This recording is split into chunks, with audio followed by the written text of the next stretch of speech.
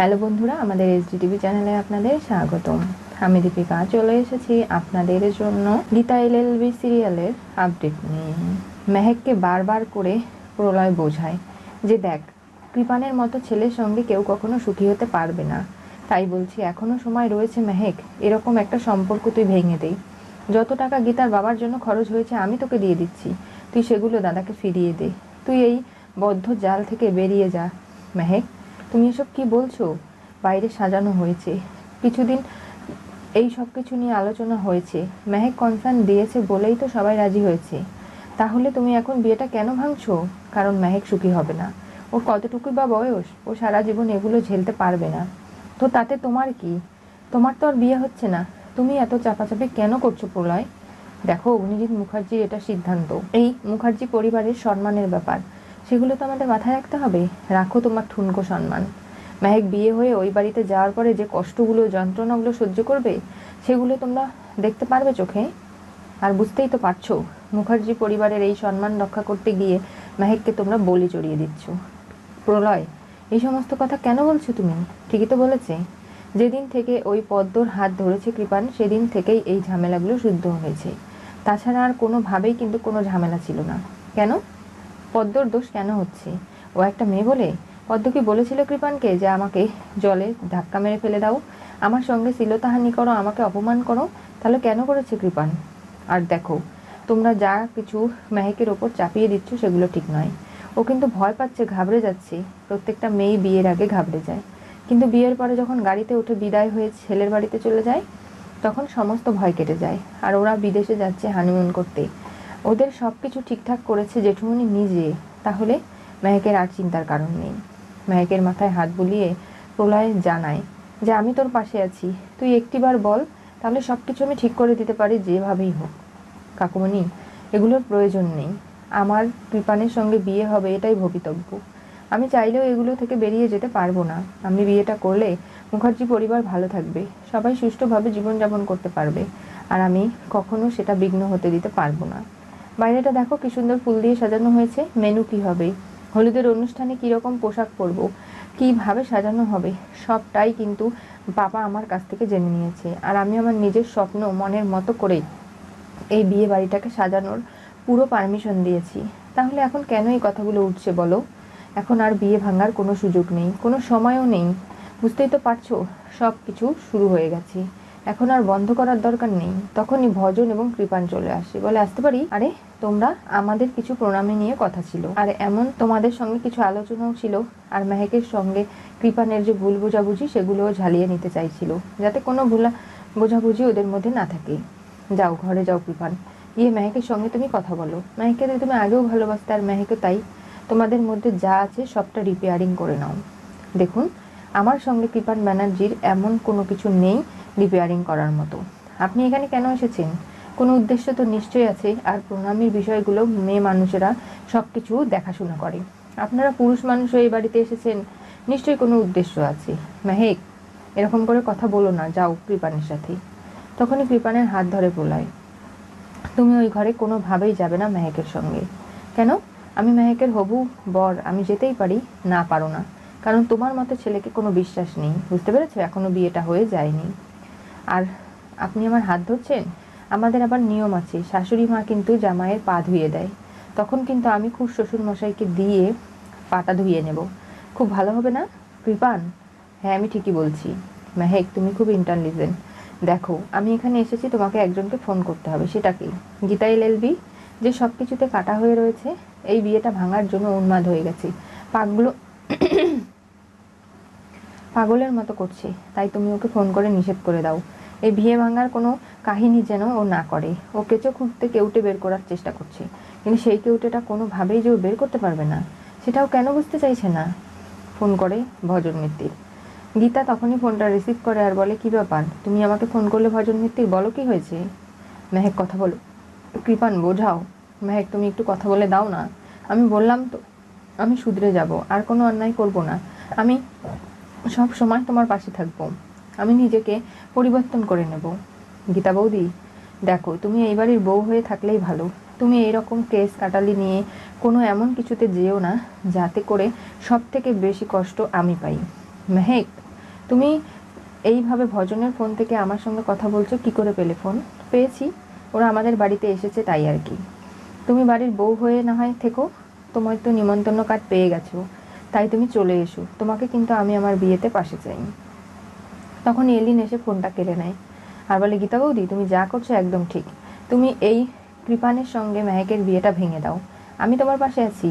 ভজনের সঙ্গে আমার বিয়েটা ভেঙে গেছে, ওর মতো নরকের কীট আর দুটো নেই, সেটা আমি এখন বুঝতে পারছি। আগে আমার খুব কষ্ট হয়েছিল, কিন্তু ঈশ্বর আমাকে নিজে হাতে বাঁচিয়ে দিয়েছে। ওর থেকেও আরও বেশি জঘন্য এই কৃপান, তোমার সমস্ত পরিকল্পনা পণ্ড করার চেষ্টা করছে। এখানে এসে মেহেককে ধমকি ধামকা দিয়ে তোমাকে ফোন করিয়েছে, বুঝতে পেরেছো কী করার চেষ্টা করছে? তখনই ফোনটা ভজনের হাতে দেয়। এলিন বলে চিৎকার করলে ভজন বলে, একদম মুখ সামলে কথা বলো, আমি তোমার ঘরের বউ নই যে আমার উপর চিৎকার করবে। আর তুই এরকম করে কথা কেন বলছিস এলিন? ওরা ছেলেপক্ষ, ওদের সঙ্গে কি এরকম করে কথা বলতে আছে? তাতে কি হয়েছে? ছেলেপক্ষ মানুষ আর মেয়ে পক্ষ মানুষ নয়। ওই খারাপ মানুষটা আমাদের জীবন থেকে চলে গেছে, ভালো হয়েছে। এলিন ভেতরে চলে যায়। মেহেককে ভজন এবং কৃপান জানায় যে তুমি পরে না হয় গীতাকে ফোন করে সবটা জেনে নিও, এখন তাহলে আমরা আসছি। এই বলে তারাও চলে যায়। কোনো চা কফি মিষ্টি কিচ্ছু খায় না, কারণ তারা এসেছিল মেহেককে দিয়ে ফোন করাতেই। এদিকে অঙ্কিতের বাবা বুঝতে পারে যে আসলে তার দিকে একটা বিপদ ধেয়ে আসছে।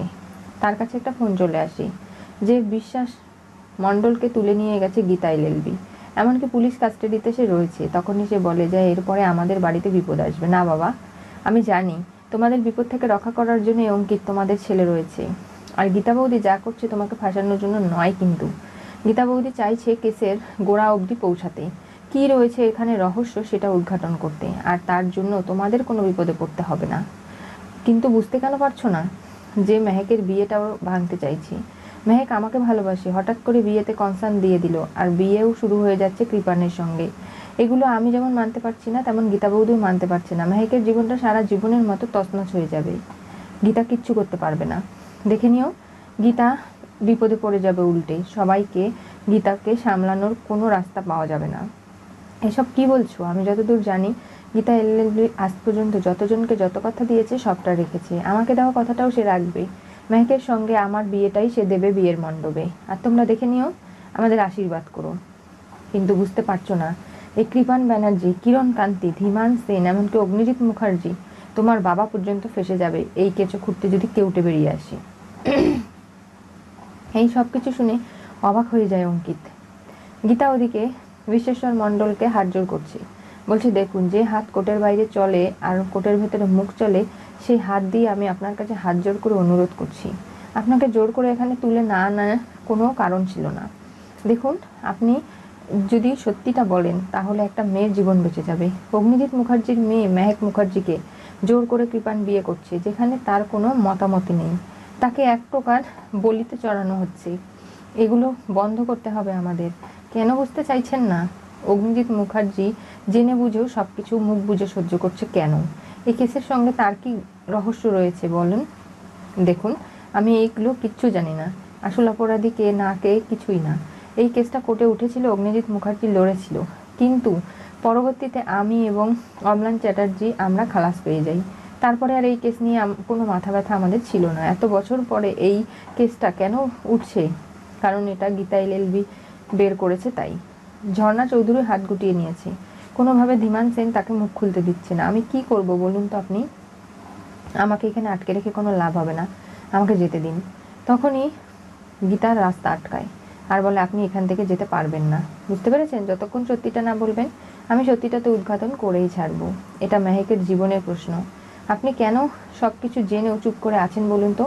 আপনার তো একটা অনেক বড় অংশের শেয়ার ছিল ধীমান সেনের অফিসে, সেখান থেকে আপনি শেয়ারগুলো সরিয়ে নিলেন, নিজেকে লাপাত্তা করে এখন সাধারণ জীবনযাপন করছেন কেন?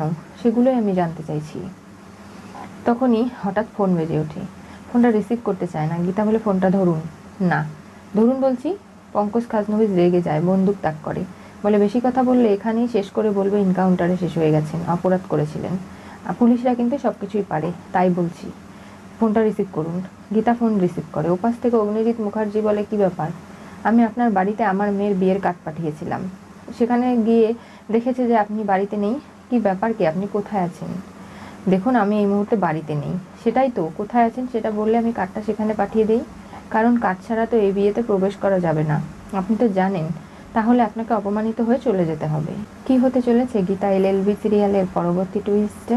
গীতা সাক্ষীকে বন্দুকের নলে আটকে অগ্নিজিতের ফোন রিসিভ করালো। রহস্য উদ্ঘাটন করেই ছাড়বে। গীতা বলে অগ্নিজিৎকে যে উনি আমার সঙ্গে রয়েছেন, এমনকি পঙ্কজ খাসনবিজের কাস্টডিতে রয়েছেন। বুঝতে পেরেছেন আপনি কোন রাউন্ডে আপনি এরকম একজন বয়স্ক মানুষকে তুলে এনেছো গীতা? রাউন্ড আমি তৈরি করে নেব, আপনাকে চিন্তা করতে হবে না। আসল রহস্য কি সেটা আমি জেনেই ছাড়বো। এই কেসের সাথে ওতপ্রোতভাবে আপনার কিভাবে সম্পর্ক অগ্নিজিৎ মুখার্জি সেটা আমাকে জানতে হবে। তা না হলে আপনি বিশ্বেশ্বর মণ্ডলের নাম্বার জানেন, তাকে ফোন করেছেন, নিজের মেয়ের বিয়েতে নেমন্তন্ন করছেন, সেটা কি ঝর্ণা চৌধুরীর কারণে, নাকি ধীমান সেন, নাকি কৃপান ব্যানার্জি, নাকি কিরণ কান্তির চাপে পড়ে? সেগুলো তো আমাকে জানতে হবে। আর তারপরেই আমি আসল রহস্য কি খুঁজে বের করব। তার আগেই তোমাকেই হয়তো কেউ শেষ করে দেবে। কে শেষ করবে বলুন আমাকে? ওই ধীমান সেন, তাই তো? আপনি চিন্তা করবেন না, মেহেকের সঙ্গে আমি অঙ্কিতের বিয়েই দেবো, আপনি শুধু দেখতে থাকুন।